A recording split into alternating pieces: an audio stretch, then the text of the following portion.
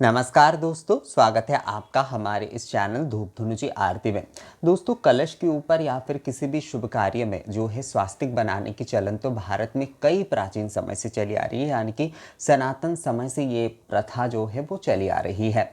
वैसे तो ज़्यादातर जो है हम चक्राकार स्वास्तिक ही देखते हैं, मतलब जो कॉमन स्वास्तिक होता है वही देखते हैं, पर कई प्रदेशों में या फिर कई संप्रदायों में भी जो है अलग अलग प्रकार के स्वास्तिक बनाने का चलन है। जैसे इस शक्ति पूजा में जो है वो चंद्राकार स्वास्तिक, जो मैंने दुर्गा पूजा के कलश के वीडियो के समय आप लोगों को दिखाया था, तो वो बनाया जाता है।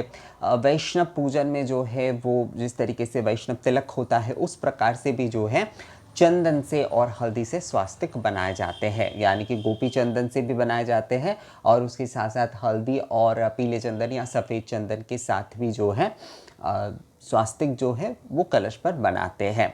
वैष्णव स्वास्तिक ज़्यादातर जो है कई समय मतलब सिंदूर की जगह लक्ष्मी नारायण पूजा अगर नहीं हो रही है, राम जानकी या लक्ष्मी नारायण की पूजा अगर नहीं हो रही है, तो कलश पे वैष्णव परंपरा के अनुसार जो है जो स्वास्तिक बनाई जाती है वो इसी प्रकार से गोपी चंदन या फिर चंदन हल्दी से ही बनाया जाता है। तो स्वास्तिक मूल रूप से कलश के ऊपर या फिर शुभ कार्यों में बनाने का असल में तात्पर्य क्या है? देखिए, कलश के ऊपर हो या फिर जो शुभ कार्य में स्वास्तिक बनाने का मूल जो विषय होता है वो बहुत प्राचीन समय से एक तो हमारी परंपरा को दर्शाती है। यानी कि आप अगर स्वास्तिक को बहुत ध्यान से देखेंगे तो चक्राकार जो स्वास्तिक होती है, जो कि कॉमन स्वास्तिक है, उसमें आपको जो है वो सूर्य के प्रकाश के समान दिखाई देंगे।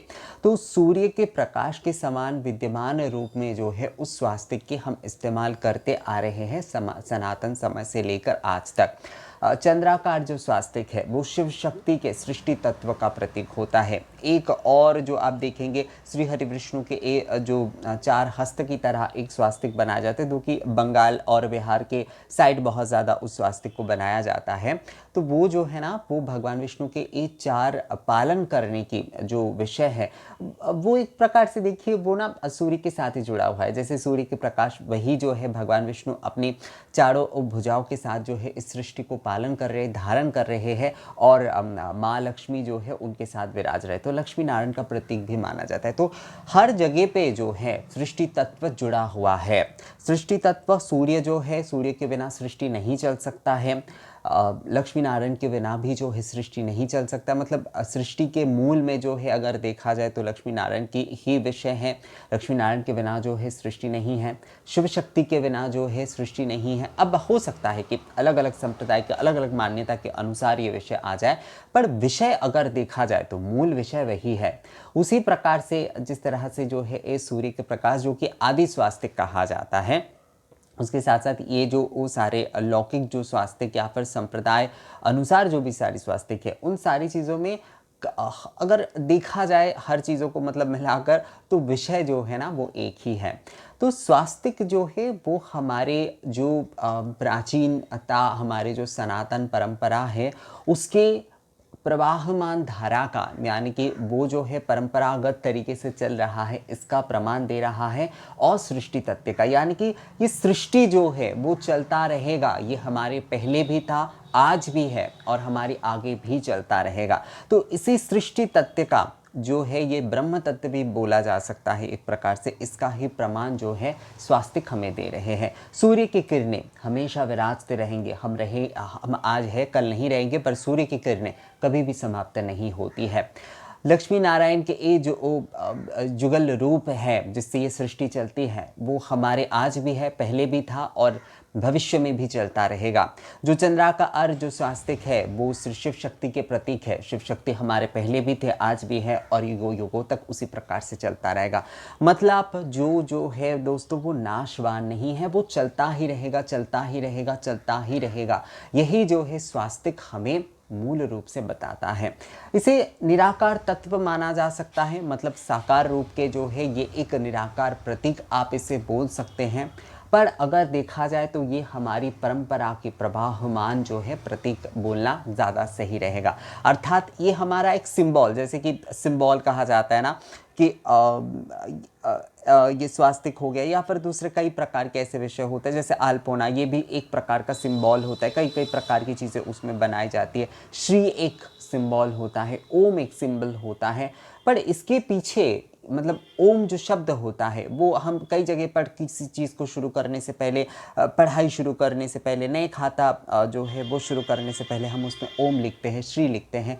तो ये सारे जो विषय है ये एक प्रकार का सिंबल तो है, मतलब प्रतीक तो है, पर इसके पीछे का अगर मूल तत्व देखें तो ये सृष्टि तत्व के साथ जुड़ा हुआ है। तो यही जो है हमारे कल के यानी कि अतीत के, हमारे आज के यानी वर्तमान के और भविष्य के प्रमाण हमें देता है। तो इसलिए हम जो भी सारे कार्य करते हैं उनमें इन सारे विषयों को इंक्लूड करते हैं। कलश क्योंकि जो है एक पूर्ण हमारी पूजा का प्रतीक है, अर्थात जैसे मैंने आपको बताया था कि जहाँ पर हम मूर्ति में पूजा नहीं कर पा रहे तो वहाँ पर भी जैसे कि भगवान के निराकार इस स्वरूप की प्रतिष्ठा करके ध्यान में उनकी कल्पना करके जो है उनके पूजन कर रहे हैं, तो वहाँ पर भी हमारे इस सृष्टि तत्व जो है वो हमें यही संदेश देता है कि चाहे हम मूर्ति में पूजन करें, चाहे हम कलश में पूजन करें, हमारे पहले भी ये सृष्टि था, हमारे पहले भी शिव शक्ति और लक्ष्मी नारायण थे, सूर्य देव थे, आज भी है और कल भी रहेगा।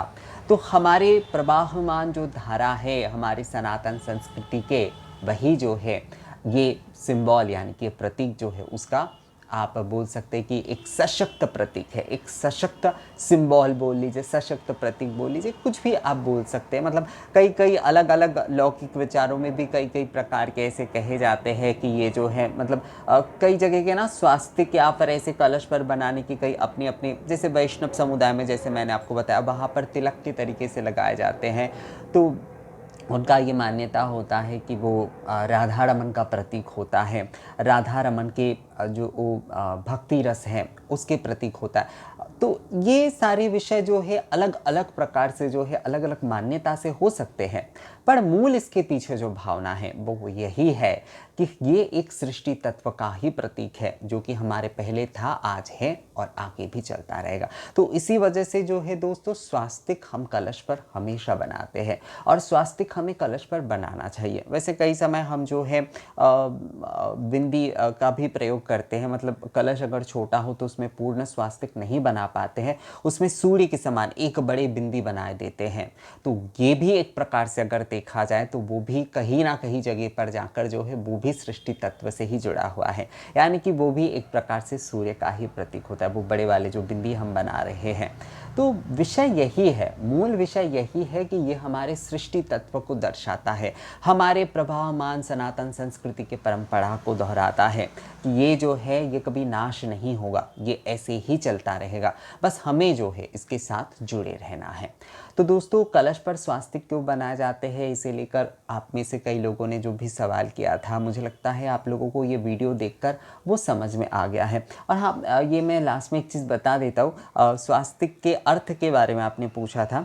स्वास्तिक का अर्थ होता है कि स्व यानी कि अच्छा, अस्सी यानी कि इस सत्ता, और तिक स्वस्तिक का मतलब होता है, मतलब स्वस्तिक जो तिक होता है उसका अर्थ होता है विराजमान, अर्थात अपने अच्छे सत्ता के साथ वो हमेशा विराजमान जो है। स्व अस्तिक, स्व अस्तिक, स्व का अर्थ अच्छा होता है, अस का अर्थ सत्ता होता है और तिक का जो अर्थ होता है वो विराजमान होता है। तो स्व अस्तिक अपनी अच्छी सत्ता के साथ विराजमान जो विषय है, जो कि हमारे पूर्व से मतलब कई समय से, सनातन समय से, कब से है हम शायद उसे नहीं जानते हैं, उसके प्रतीकात्मक रूप में आज शायद हम ये स्वास्तिक बना रहे हैं, पर उसकी मूल भावना जो है वो कई प्राचीन समय से चली आ रही है। तो जो अच्छे सत्ता के साथ विराज रहे हैं, कल भी विराजते थे, आज भी विराज रहे और आगे भी विराजते रहेंगे, तो स्वास्तिक मूल रूप से वही है। तो दोस्तों ये वीडियो आप लोगों को कैसा लगा मुझे कमेंट्स करके ज़रूर बताइएगा। अगर ये वीडियो अच्छा लगा है तो इसे लाइक और शेयर भी ज़रूर कर दीजिएगा। मिलेंगे आपसे अगली वीडियो में नए जानकारी के साथ, तब तक के लिए नमस्कार।